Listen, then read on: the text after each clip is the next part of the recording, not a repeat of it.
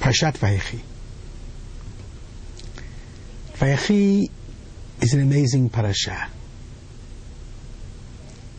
because in this parasha everyone repents. We look with a kind of distanced perspective at Jacob Israel and his family. And Jacob understands very well what the characteristics of each son is, and expresses it exactly the way it is. And hence we see the repentance of this entire family.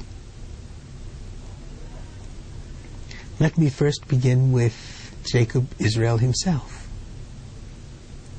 He began these stories as the healed snake who deceptively tries to wrest the rightful firstbornship away from his brother Esau. He can't confront. He'd rather go around rather than straight.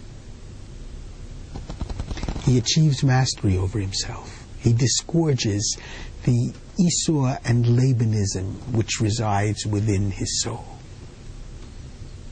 Yashar El, his God is now righteousness. And he tells each son the situation exactly as it is. And therefore he says to Ruvain, Pachaz kamayim, quixotic like water, not steady, not smart, without the stick-to-itiveness that it takes to actually bring to success, effectuate properly your good intentions.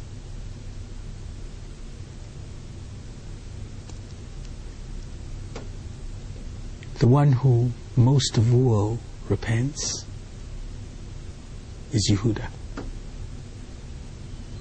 Because Yehuda, after all, suggested selling Joseph and was willing to sell Joseph.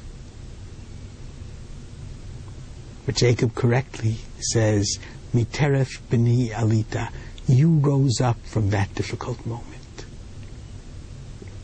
And you managed to unite the entire family with your clever understanding and analysis of human nature.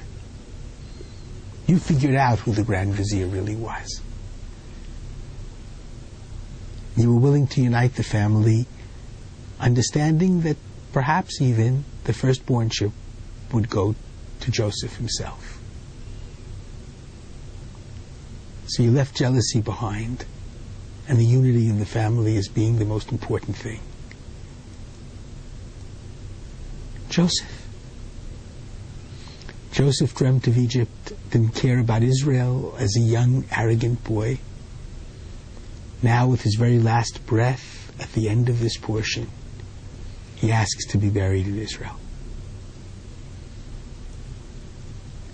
And most of all, Joseph, who had all of the brothers bow down to him, in all of these end portions, understands that he is not the center of the universe, but that God is. And therefore, Joseph deserves to get the blessings. He gets a double portion of the land.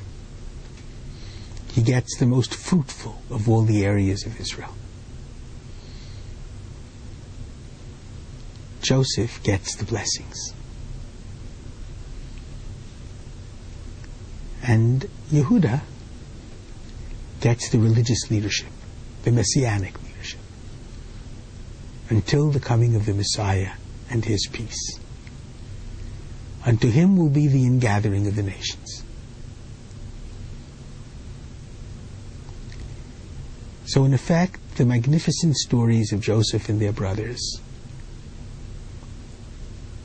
comes to an amazing end, a climax, in the most important message of Judaism. That the Jewish family must be united, and then they will have an important message to the world through which the world will be blessed. And the unity of family can only come when everyone is willing to change, to grow, to develop, to say, I'm sorry, but most of all, to forgive. Ultimately,